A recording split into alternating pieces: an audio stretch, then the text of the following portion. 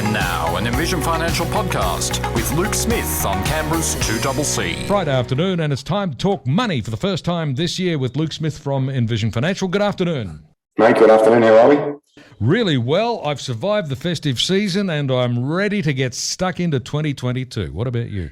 Yeah, look, it's I've lived every young boy's dream today and spent 4 or 5 hours in a massive rock truck driving something that you see on a cartoon when you're little. So big shout out to the boys at Complex for making that happen. So yeah, it's a little bit different way to spend your summer, but you know, you can't get COVID in a truck by yourself, which is good, I guess. So. Well, that's absolutely right. Well, today we're very appropriately taking a look at everybody's most commonly quoted New Year's resolution. I'm going to set some financial goals for the new year. Everybody says they're going to do it. Sadly, not everybody does. So what should we consider when we're setting goals for 2022? Yeah, this one's a bit like me saying I'm going to go to the gym every day from the 1st of January. We all know we say it, but the chances of me actually doing it are few and far between. But from a financial standpoint, I think it's a good time to just give yourself some opportunities to improve maybe what you did last year or build on the good behaviours that you may have started last year. And I think that the first thing that you need to sort of keep in mind here is don't look at something in a 12-month window. I always say to people regularly, if you have a 3-month, 6-month, 9-month, 12-month goal, you can bring it right down to a month if you want.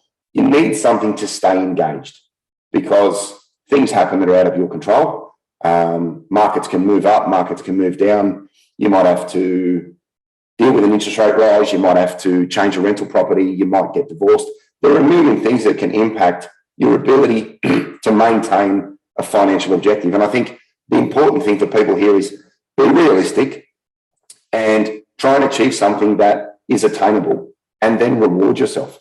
So if you're unsure with how much you can actually save, start with 1 month and have a goal. And if you achieve that goal, then reward yourself.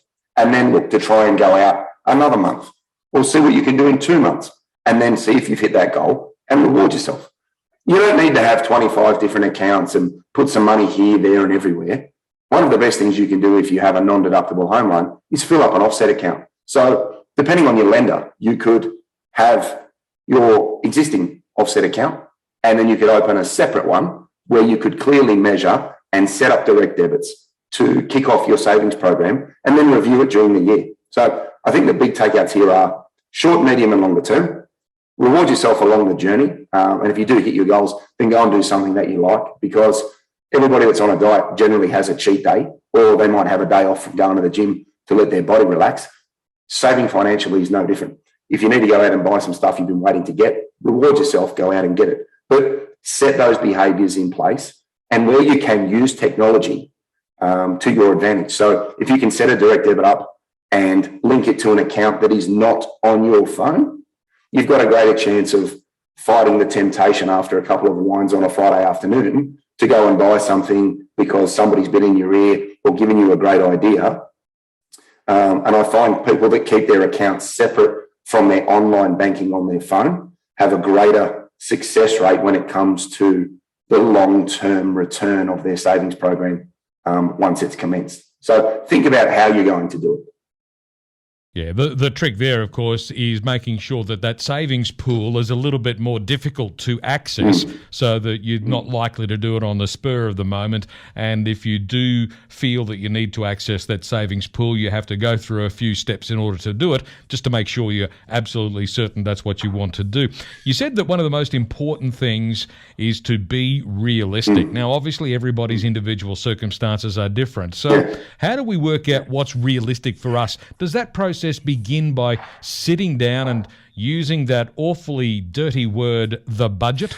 Well, you think it's a pretty dirty word in most people's eyes. It's a bit like diet, isn't it?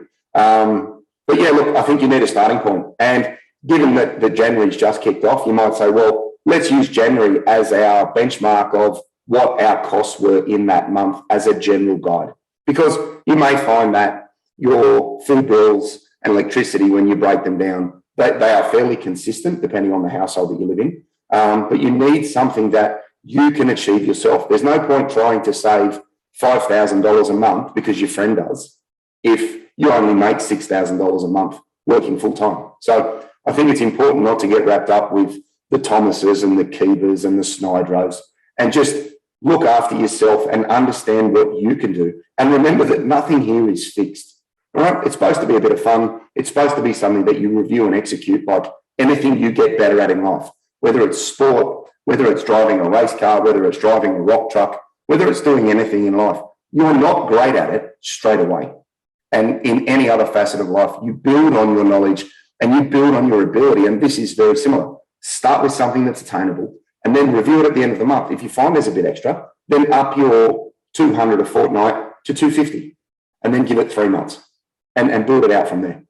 One of the oldest pieces of advice that exists in the world is that when you're deciding on a savings plan, the basic platform to start from is put aside at least 10% of your income on a regular and consistent basis.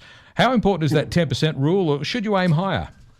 Look, one of the bullets I put down when I'm making a list is get yourself some hungry friends. Get yourself some driven mates. I find that if you're doing things and you're talking about it with your peer group, then you become more engaged. And if it becomes a little bit competitive, all right, that's great. I don't see anything wrong with that because it'll keep you on track. It'll keep you focused. But I think the important thing is that 10% would be my starting point. But again, that's why I say everybody's different. And we all go through different times in our lives where we have great cash flow, we don't have great cash flow. Things like rate rises will impact people's ability to save this year. So I think saving now will be a really good warm-up for when interest rates increase later in the year. And you've given yourself a little bit of buffer, if nothing else. But I try and get into a savings account as much as you can afford to do. If that's 20%, if that's 30%, if you're not married and you've got cash sloshing around in your bank account because you don't have a partner that likes spending it, then shove it into another account as fast as you can. Because the day will come when someone else says, I'd like this and I'd like that. And we all know what happens at the end of those conversations. It generally ends with yes, dear, and there goes your savings. Yeah. So also another challenge for your savings, of course, is that you might be faithfully putting away a little every fortnight, but then, of course, we have bills that arrive, say, on a quarterly basis or even once a year. And we need to also put aside money for those to make sure we've got that money set aside separately from our savings so that you're not dipping into your actual savings just to pay bills. That's exactly right. And I think that's where we come back to what we said about starting in January and looking at maybe what you had last year. If your water bill is $300 a quarter, then on top of the amount that you can save discretionally, look to try and put in $30, $40, $50, $60, whatever you're going to have to find on a quarterly basis. Because funnily enough, all of those bills come at the same time. It could be registration, it could be water, electricity, gas. All of those things tend to end up in your mailbox at the same time. So thinking about what your outgoings are and allowing that as part of your fixed direct debit can eliminate the need to dip into large capital sums and give yourself that comfort that there is a little bit of a buffer there when those bills do drop. Yeah, I've noticed that there's an explanation for all those bills coming at the same time. Moving interstate from Queensland to the ACT meant I had to swap insurance, I had to swap registration, I had to get new electricity accounts. So everything all happened at once, and then that keeps on happening all at once. Yeah, that's right. And I think a good tip here for people is, ring the ACT government and set up some direct debits. If you want to lessen that impact of that quarterly electricity bill, water bill, rates notice, whatever it may be, set up a little direct debit. You're not going to miss $20 or $30 a fortnight. But at the end of the quarter, when your bill's half of what you potentially expected it to be, you haven't changed the way that you live.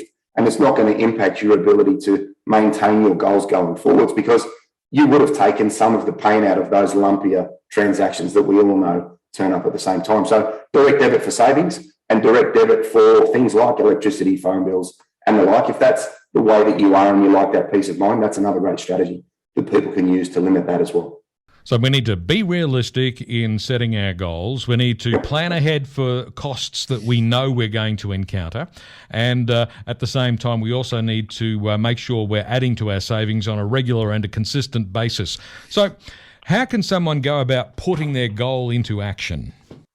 Yeah, so I think you need to sit down and look at your account structure.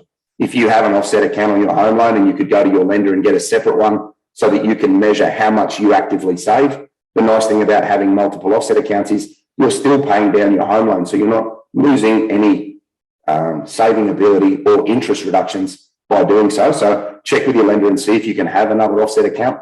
If you can't, look to have a separate bank account that is not tied to your online banking, as we mentioned earlier. That way you're less inclined to fall to temptation through an idea that's put in your head or a deal that you see and you jump on, which is another one that people actively get caught in. Set things up and forget about them.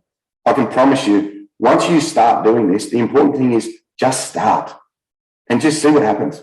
Just start with $50 a fortnight, $100 a fortnight, $200, $300, $400, whatever your personal situation will allow. Just start actively directing money somewhere else so that at the end of the year, the end of the month, the end of the quarter, you can look in there and say, wow, I really didn't miss that. Because the big takeout from last year that everybody said to me walking into the office when they were working from home was, I can't believe how much cash is in the bank. And that screams to me that discretionary waste is at an all-time high. And I think in a rising interest rate environment, which we will see this year, people need to be prepared for their expenses to go up. So getting a handle on your savings now will give you a huge amount of peace of mind. Be realistic. Don't try and keep up with the Keebers and the Thomases if you're not driving in that lane. I think that's the important thing. Stay in your lane and do what is right for you. The last thing you want to do is try and compete with mates that have a different set of circumstances and different cash flow abilities to then be able to become disenfranchised and give up, because it's very easy to give up quickly and then wish 5 years later that you'd actually done something. So start, make it realistic, make it consistent, use direct debits. And if you can, use technology. In previous shows, we've talked about things like Raise, R-A-I-Z, where, you can set up a direct debit into a portfolio that you can choose. So you get market growth. You can also then set up a direct debit to add to it from your bank account. And they also round all of your transactions from a credit card and a bank account as well, which is a nice little forced saving that you won't miss as well. So if you can find something like that on the technology front that works for you, consider putting it into your routine. And also look at your outgoings. Check your mortgage rate, check your power, check your electricity. Would solar save you a ton of money?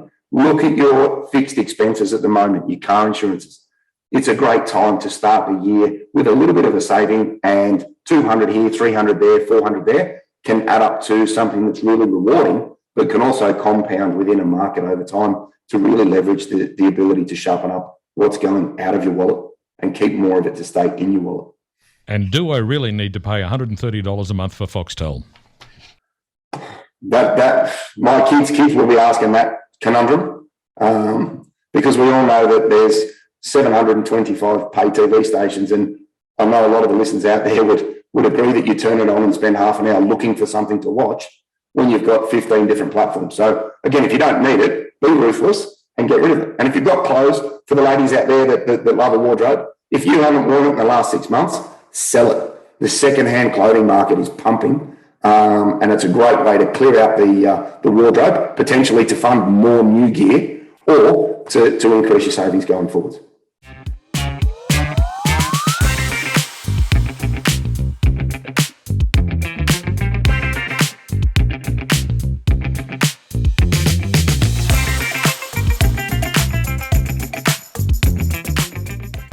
I'm chatting with Luke Smith from Envision Financial. Today we're talking about setting financial goals for 2022. So, Luke, it's that time of the program when I ask you, what are your key tips for setting goals in the new year? Yeah, so some key things people can keep in mind is that we touched on before the ad break. Set short, medium and longer term targets and then reward yourself when you hit them. And if you don't tear yourself apart, okay? Because without commitment, you won't start doing them. And without consistency, you won't finish doing it. And I think that's really important for people to keep in mind. Just start doing something and you can let it compound from there depending on your situation. Remember that you're going to have to give maybe something up, because anything that's easy is hard to be consistent with, because you need to suffer a little bit for the reward at the other end. And if that means you don't go out an extra night a fortnight, so that you have your savings goal at the end of the year for a holiday, a new car, some new shoes, or whatever it may be, you need to weigh up the importance of what you're getting. Review what you do. Set up and automate it. So use direct debits where you can, out of sight, out of mind. So use an account that's not linked to your phone. And then review what you're trying to achieve. If you can do a little bit more next month or next quarter, then have a go at it. If it doesn't work out, don't slash your wrists. Just wind it back a little bit and try again. And I think that's the important thing. Just keep reviewing and executing, like anybody that tries to learn how to do something new. Use technology if you can. There are a number of apps out there that will help you have visibility of what's going on, help you invest, help you diversify, and help you stay on track and stay in your lane. The big thing here is don't try and compete with your mates because, one, they may lie to you. Two, you don't understand their financial situation. And three, if you stick to what you're doing, we should be able to then get a great outcome at the end of the set period you're looking for. And you'll be really proud of yourself, like losing a few kilos in the gym. It invigorates you to lift more, run further, and see if you can drop a few more kilos. Saving is no different. You've got to start somewhere, and it's going to hurt at the start, but after a while, you just won't miss it. It's a funny thing, isn't it? Once you start saving a little grows into a lot, and then it seems to take care of itself to some degree. It's like it grows even more than you expect it to. It's just getting started that can be the hard part. Yeah, look, I've been trying to start Apple Fitness program on my watch since the 1st of January. And here we are now on the 14th. And those that know me know I'm king size at the moment. And every morning I wake up and go, I'll do that. And funnily enough, something else gets my attention. But if you've just got to start. So I'll start going to the gym if people start saving their money. And we can compare outcomes at 30 June. Well, that sounds like a challenge. So, Luke, where can listeners get more information? Yeah, so the office number is still 62604749. The girls are in there, happy to take appointments. I think we've got a few spots left, a couple of days in February and then into April. We've got envisionfinancial.com.au. We can subscribe to the Knowledge Centre. That's free, and there's a raft of video material and calculators that people can use there. We've got the podcast, The Strategy Stacker Luke Talks Money on iTunes and Spotify. And we've got the YouTube channel, Envision Financial Canberra, where we've got all of the key takeouts of the show. You can watch it on your phone. You don't have to read anything. And it's something you can do on the move. So there's a little bit of something there for everybody. There certainly is. And you'll be back again on the program at the same time next Friday. And we'll talk money all over again. Sounds good. Look forward to it.